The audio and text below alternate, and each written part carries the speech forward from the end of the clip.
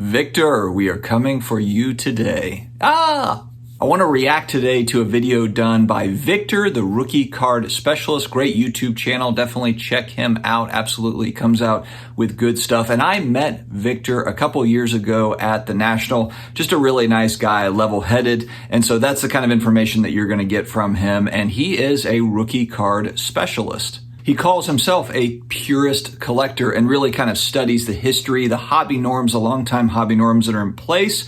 And he kind of likes that structure that goes with, I think, a lot of the vintage rookie cards and XRCs and those sorts of things. Well, now in the modern world, as far as modern sports cards go, it's all been kind of shifted onto its head as far as how many different rookie cards, how many different rookie card logos are on all these different types of cards. It creates a lot of confusion. And so Victor is a valuable resource to try to kind of dig into this world, whether we're talking about vintage or modern or ultra modern cards. Now, I've made a couple videos coming at collectors. Now, really, it's tongue-in-cheek, and what I've done is I've kind of coined them as the ivory tower collectors, or kind of the jerk circle, collectors. Massive egos, gatekeepers, that sort of stuff. There's a lot of great collectors out there that are just nice guys and gals that will just give you information and accept you in and all those sorts of things. But then there are others, as long as you agree with them, then you're in good shape. If you don't, well, then you're on the outside. And that's okay. That's how the world turns. That is life. But the one thing I would say, and I think for me, is I don't really bend the knee, so to speak, to longtime purist collectors if they have that sort of an attitude.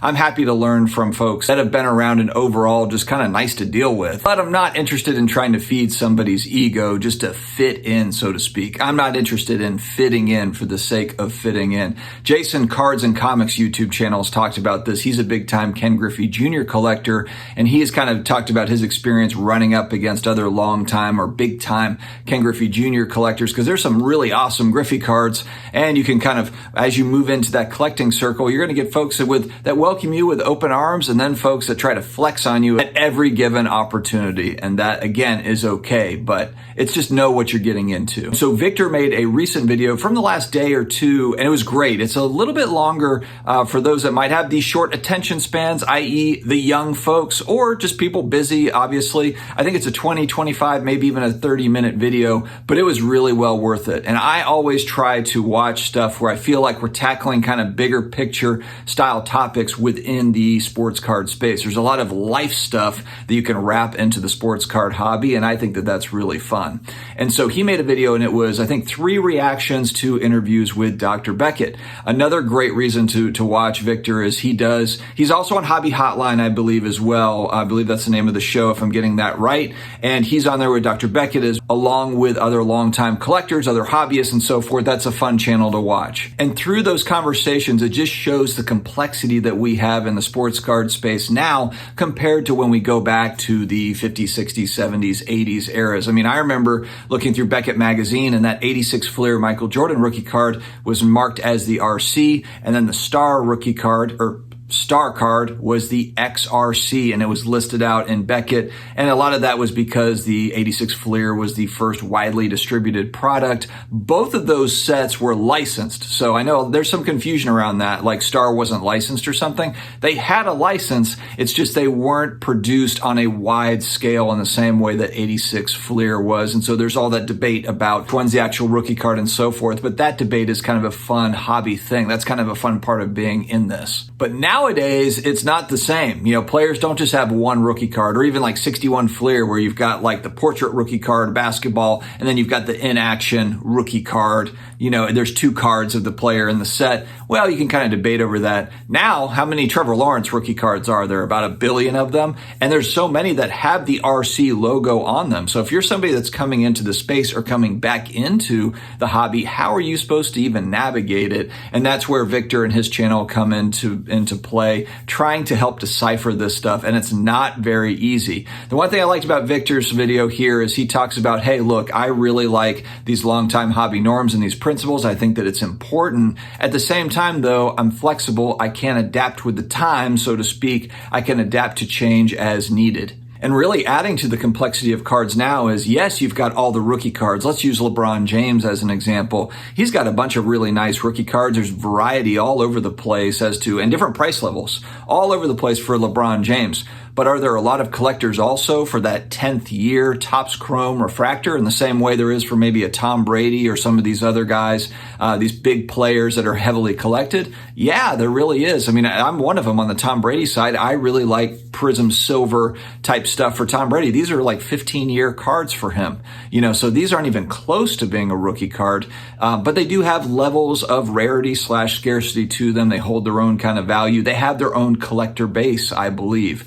And so it's just different than it was if we go back to the 80s where that just wasn't the case. Now you've got, auto mem cards. I struggle sometimes when, I'm looking at, Hall of Fame auto. At the National, I almost bought a Bill Russell auto, a flawless on-card auto. Beautiful card. It was $900. I was looking at it, kind of haggling over it a little bit. I ended up not buying it. I walked back 30 minutes later. Somebody had bought it. And this was right before he had passed away. But I look at that at $900. I mean, I could get a nice vintage card of Bill Russell for $900. Probably not a rookie card unless it's a really beat up copy of the 57 Topps Bill Russell rookie. But I mean, I could probably get a 61 Fleer and maybe like a low to mid grade for that $900, mark. I mean, again, it's not a rookie card, but it is it is a vintage card. There is that level of scarcity. 61 Fleer is an iconic set, so those are the types of, I think, the opportunity cost options that I struggle with. Because if we go back to the documentary that I always reference, Cardboard Dreams, it's on YouTube if you haven't watched it yet, but it shows it right there in 1990. It was made in 1990, and you have kind of the dealers of the time, that are in their, 40s, 50s, and so forth that are like, hey, I don't understand why these young people are so interested in Mattinglys when they spend a little bit more, they can get a Mays or a Mantle. And now today, you're hearing kind of similar types of conversations. And of course, it worked out great for those that did go the Mantle Mays route as opposed to the new shiny prospect in Don Mattingly, so to speak.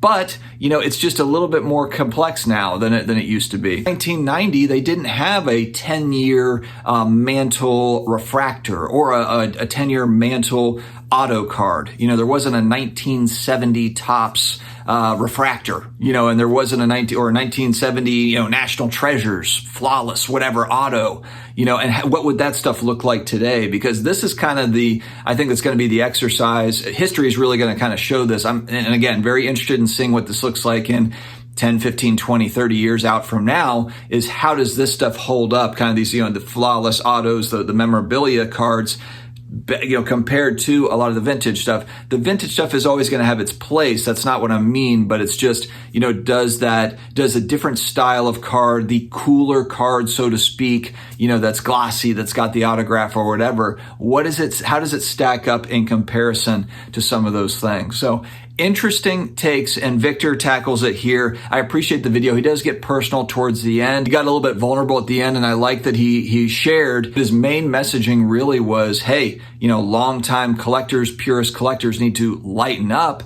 but then also on the back end of that, we need to respect our elders and kind of look at those hobby norms as, there's something to those. They're not there for absolutely no reason. There is something to these the way that folks have always done it, and probably will carry through, especially when we're talking about vintage cards. So it's a very interesting debate. I like when these conversations are opened up, because a lot of times it does feel like there's a big divide between the young people in the hobby versus the longtime hobbyists, or, folks that are into breaking, those that are into buying singles. There's many different kind of factions, and there's many different ways to hobby.